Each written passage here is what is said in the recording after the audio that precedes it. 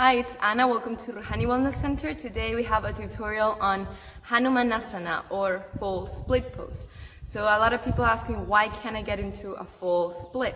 So there are many different reasons, and for specifics then you actually have to check with a physician to see specifically if there's something anatomically happening. But in general lines, what we're going to talk about today in Hanumanasana is a hip opening pose. So again, your hip is where the femur bone, the bone on your pelvis, on your leg, this big bone right here, meets your pelvis. So it's a joint that looks like this. It's like a ball and socket joint.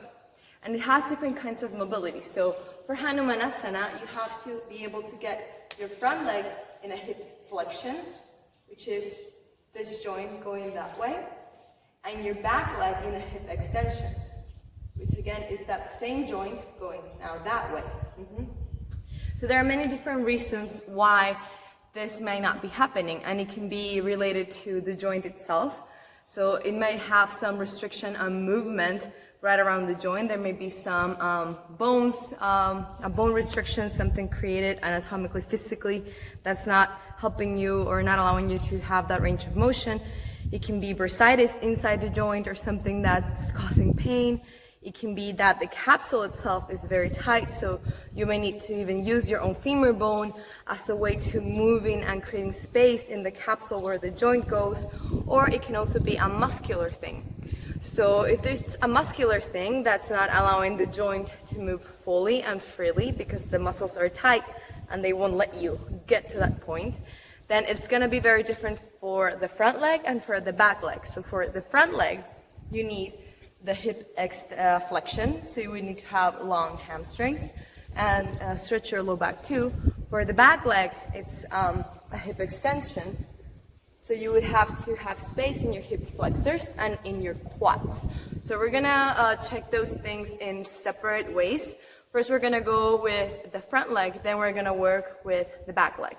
So the first thing I also wanna go into, it's you wanna check your anatomical position, because depending on how you position your pelvis, if it's in alignment or not, then that's gonna give you a lot of clues whether you need to stretch more into the hip flexors and the quad or into the back of the leg, the hamstrings. So let's check that out really fast. Okay, so generally speaking, this is your pelvis, right? It's a bowl full of water, and if you tilt it forward, the water is spilling forward. So this is an easy way to learn it. So tilt forward, the water spills forward. Tilt back, the water spills back. So I'm telling you this because if I'm in a neutral pelvis, my muscles are working organically in a balanced way. If I'm tilting my pelvis forward like this, then my hips, where this bone meets the pelvis, are already in flexion a little bit. If my pelvis is doing this, this space is already contracted, so my hip flexors may already be a little bit tight, and I may have weakness and overstretching my hamstrings all the time. So they may even feel tight, but it's not tight because they're stiff. They're tight because if you have a muscle and it's relaxed, it looks like this. If you're stretching it, so it feels tight, because you're constantly stretching your hamstrings.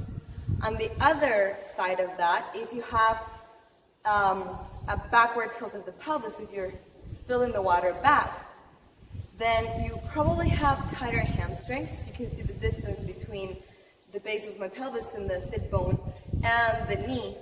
That gets shortened, it gets smaller, it gets short if I'm tilting my pelvis this way. And I'm probably gonna have weak hip flexors, because I'm not really working them. The hip flexors would bring the femur bone doing this motion, which would be like that. So that positioning of the pelvis can also determine what are the tightness around those groups of muscles. If you do need to work more on stretching the front of your body so that you can get that leg extension, or do you need to work more on stretching and getting length in the back of your body so that you can get that hip flexion? So now let's go into those separately. So before we go into the muscular aspects of stretching either the front of the body or the back of the body for your Hanumanasana. We are gonna work on the joint itself to make sure that there's space in the joint so that we get that out of the table. So we're gonna create space in the capsule using our femur bone to move it around, just to allow that capsule to open up so that we have more range of motion in the joint itself. And then later on, we're gonna look separately at the muscular aspect of the front leg and the back of the leg, the back leg in your Hanumanasana. So let's start on the floor. Take a belt or a strap or whatever it's handy to you. And you wanna lay on your back. You wanna take the strap and wrap it around the sole of your foot. And the more you get it closer to your toes, so if it's actually on the metatarsus, so in the ball of the big toe, then you're pulling it and you're gonna be stretching the hamstring a little bit more as a bonus. But here, remember, we're not working so much the muscles, we're working the joint. So where the bone meets bone. So here, all we're gonna do for starters is relax your leg, bend your knee if you need to, and we're gonna move internally and externally, rotating the femur bone in the socket. Okay, so I'm not moving this way, we are rotating. So it's going in and out, in and out. So imagine you're erasing something on the ceiling, and it's like you're saying hello and goodbye with your foot to someone in the sky. So you're moving it from side to side, rotating. So again, your toes go out, your toes go in, your toes go out, external rotation, your toes go in, internal rotation. So we're gonna do this for a few breaths, just really creating space. So if you're at home, you can stay here as long as it feels good to you, just to create space in that hip. Breathing in and out fully. And now since we're here, and we're gonna go into the front leg first, let's stretch the hamstring.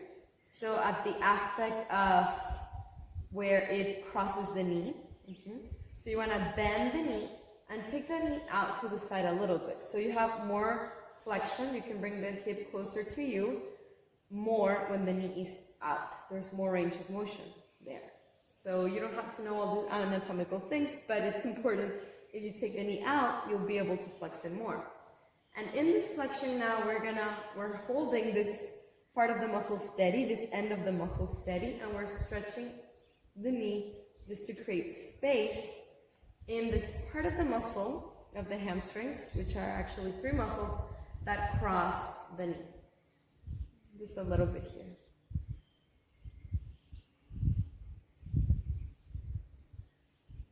And come back to center and go back into this internal and external rotation.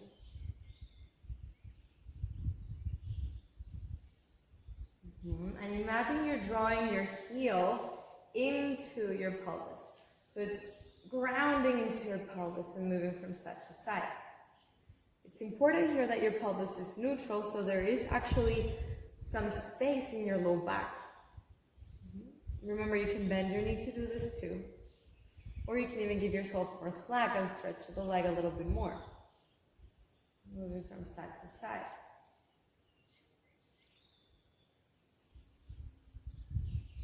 And from here, we're going to move side to side this way. So now we're taking the foot towards the midline and away from the midline.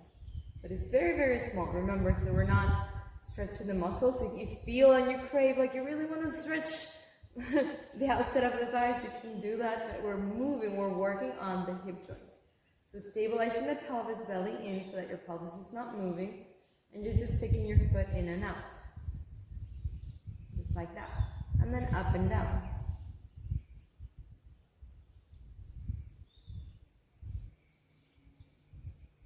And bend your knee. And release. So now let's try the muscular aspect of Hanumanasana. Let's start with the front leg and then we're going to take it to the back leg. So let's work on that front leg in Hanumanasana, the one that's going into a hip flexion, the leg that's forward. So one thing that's very important if we're going to go stretching in the hamstrings is noticing if they are actually tight from being a tight muscle that the fibers are working a lot and they're contracted, or if they feel tight but they're constantly in a stretch, which is what we were talking about before. So if you are a person that tilts the pelvis forward, your hamstrings are already lengthened and they feel like they're tight, but they're constantly in length. So if that's happening, you don't really want to overstretch your hamstring without strengthening them first, because it's going to be counterproductive to what you do. So a way that you could check this is if you stand, you can do this at home, stand naturally, and then try to tilt your pelvis forward and notice how much range of movement do you have. And then tilt your pelvis back. And just play with that a little bit. Now stand back in your natural stance. So if from your natural stance, you are already have a tendency to bring the pelvis forward, to tilt the pelvis forward, and I ask you to tilt the pelvis forward even more, there's not going to be that much range of motion. In the contrary, if I tell you to tilt your pelvis backwards or to tuck, you're going to have all of that range of motion to go. So you can check yourself, if you naturally stand, how much range of motion do you have left to tilt your pelvis forward. So if you're already doing this, then you may want to strengthen the hamstrings before you stretch them further. If in the contrary, you have a neutral pelvis or the pelvis is already tucked and the hamstrings are already short, then you do want to stretch them even further. So let's try stretching the hamstrings. And a nice way of working your hamstrings is by actually listening to the muscle. And you don't want to go straight into that static stretching without really figuring out why it is that they're tight.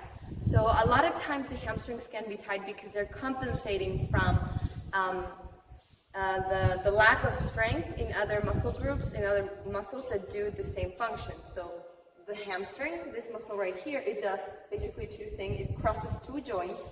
It crosses the hip and the knee. So at the level of the knee, the hamstring does this, very simple. And at the level of the hip, the hamstring does actually a hip extension. It helps doing the hip extension. But the main muscle that does that action, the hip extension, is actually the glute. So if the glute is not working, if it's not strong, then you might have a tight hamstring because it's trying to compensate from the lack of strength in the glute to take your leg back. So what we're going to do before we start stretching them is activate those glutes so that your hamstring then can say, oh, okay, the glutes are working, I can relax and do my actual job, which is, bending the knee and helping take the hip back by not doing all the work. So I want you to stand and take a neutral pelvis, and here you can see the tutorial on how to get that pelvis neutral.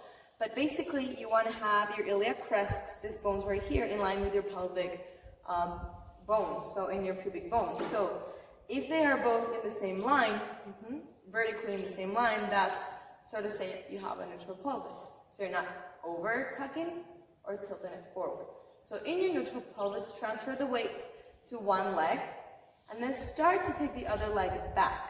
Lengthen the tailbone, so you're tucking a little bit more to keep the pelvis from moving, so it's not tilting forward.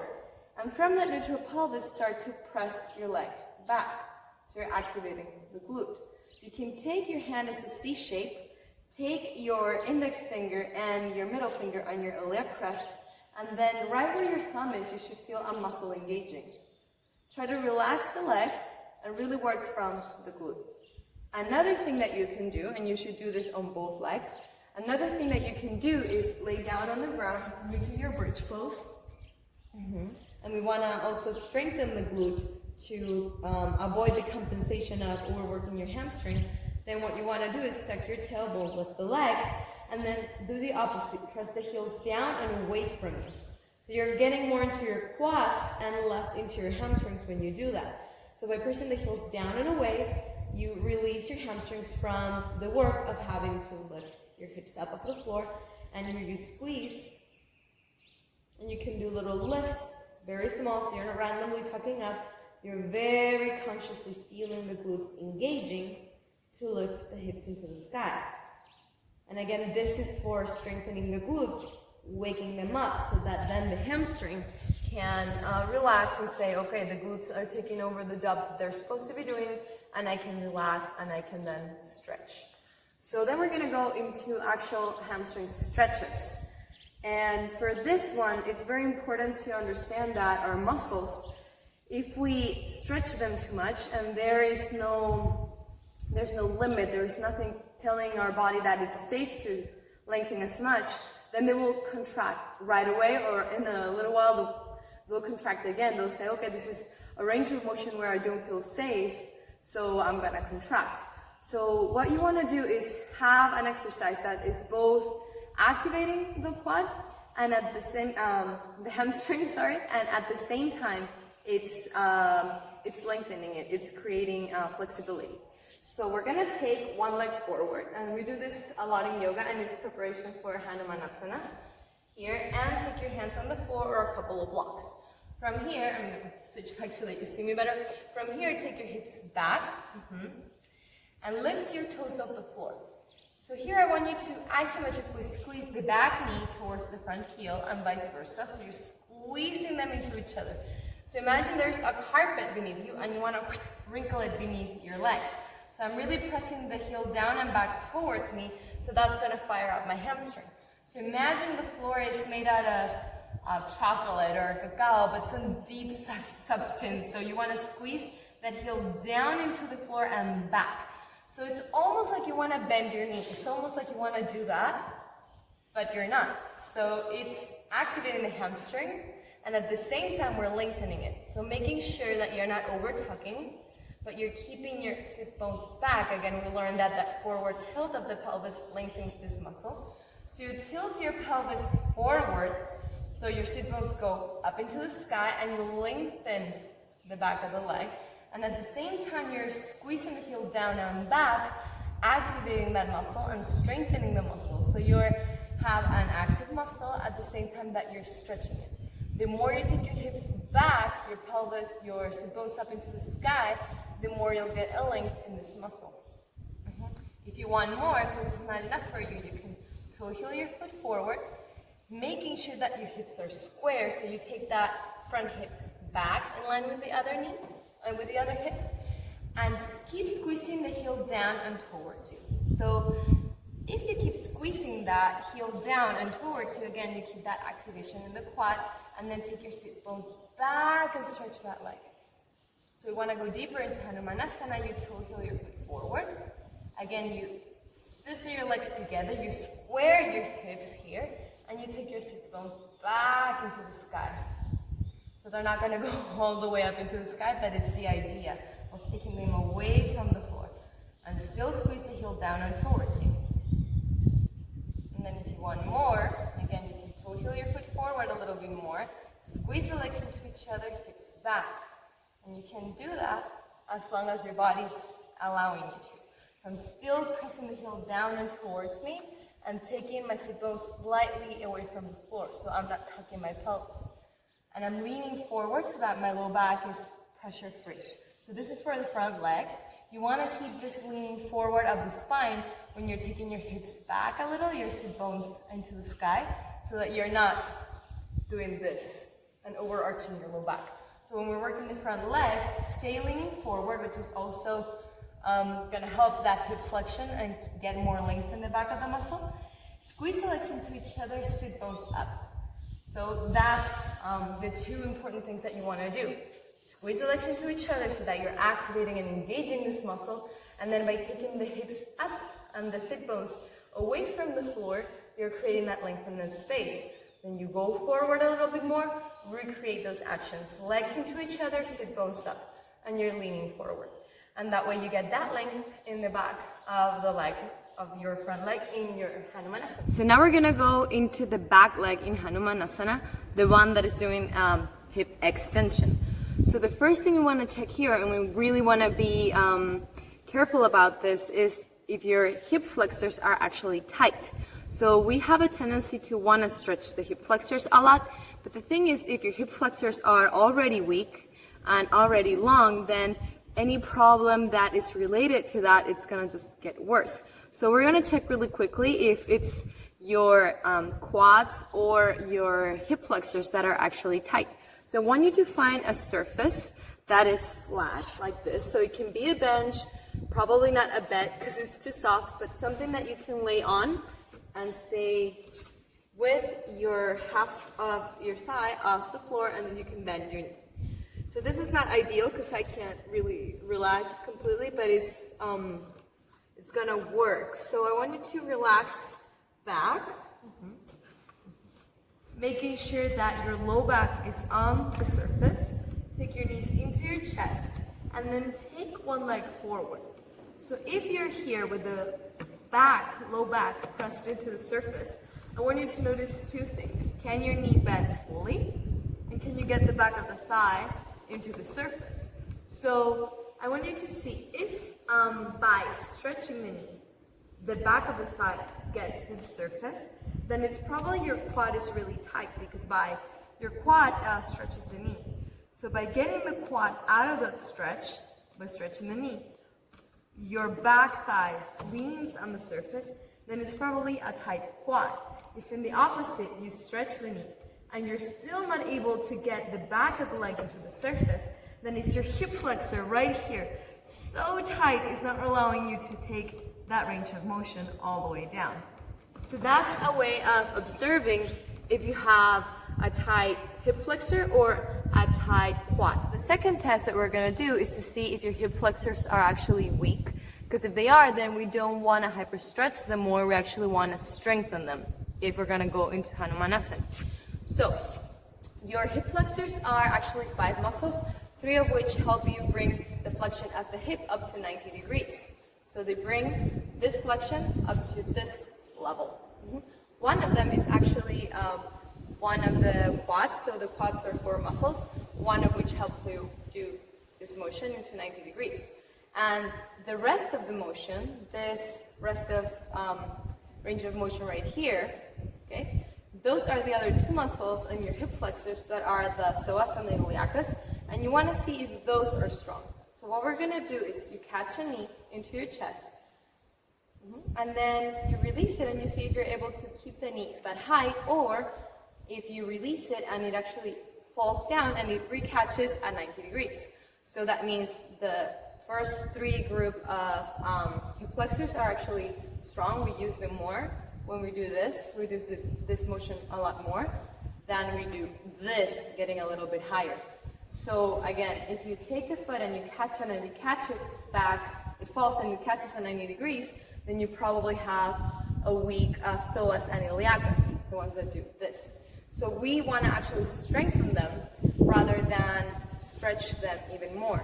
So what you can do is you find a surface to get your foot where your knee is actually higher than your hip. And then from there, imagine my foot is on the surface, and then from there, you want to get your knee higher. And just work like that.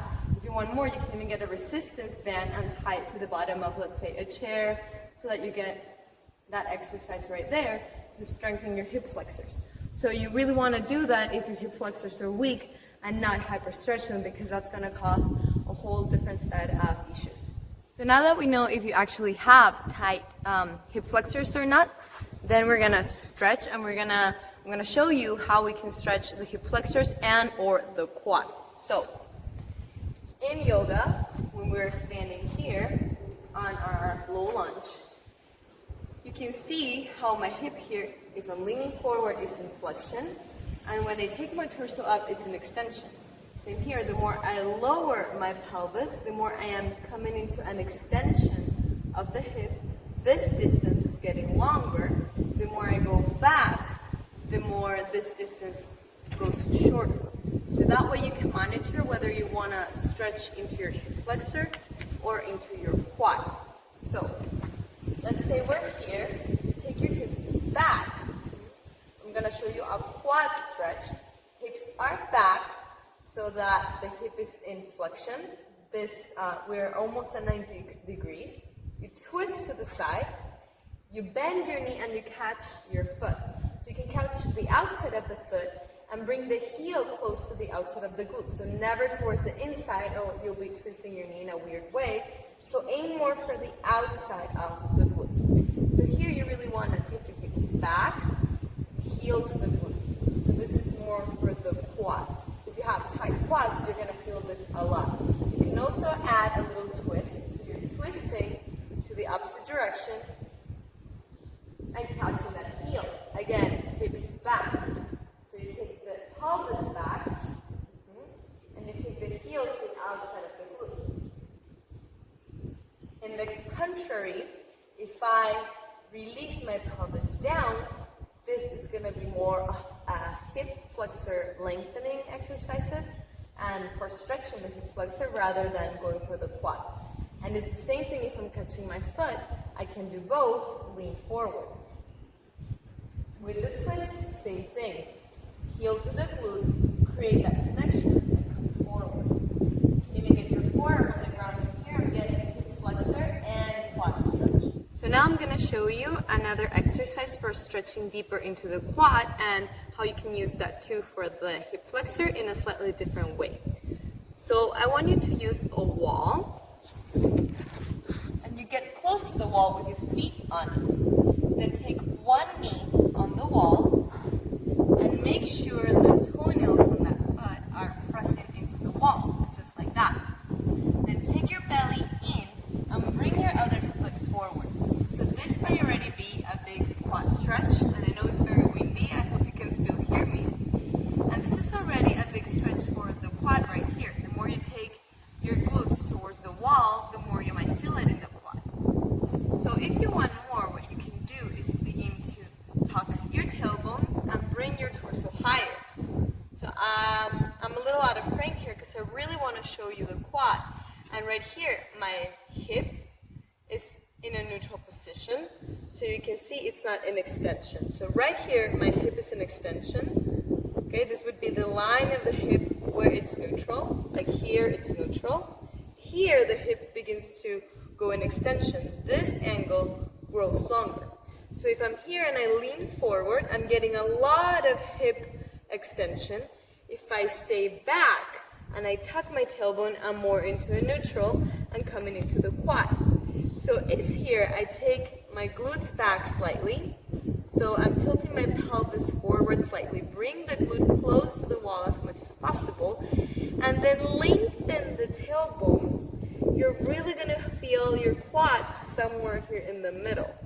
So this is a nice way, and one of the only ways I know to stretch deep into your quads and getting that length. So if in the tests you didn't see that you have hip flexors, you can try to stretch the quad right here and then try to lean forward a little bit more. So this gets you length for your Hanumanasana. Again, if your hip flexors are weak, then you don't want to try to go as deep in your hip flexors. You want to stay more into the quad stretches right here. Another thing that is important to protect your hip flexors is always keeping that isometric action. So I'm still looking to take my front heel and my back knee closer to each other in an isometric action, like I want to wrinkle a mat or a rug beneath my legs. So I'm keeping that, remember, hips back, and as you tuck the tailbone and come up, you're going to feel that quad stretch, and you breathe it in here and out. So remember, you don't have to go all the way up. You can monitor how much by observing how much can you get your hips back. This may be already a lot. Once your hips are back, how much can you lengthen up? You can also try to lengthen the tailbone and come up, and then maybe try to get your glutes to the wall. So there are different ways that you can try to come into this set of poses that are going to help you stretch your quad and your hip flexor. But please, and I'm going to say this one more time, take the test and observe if your hip flexors actually need stretching, and if not, then just do the quad stretches, because you don't want to get more of that unbeneficial aspects of having weak hip flexors. What you want is a healthy Hanumanasana.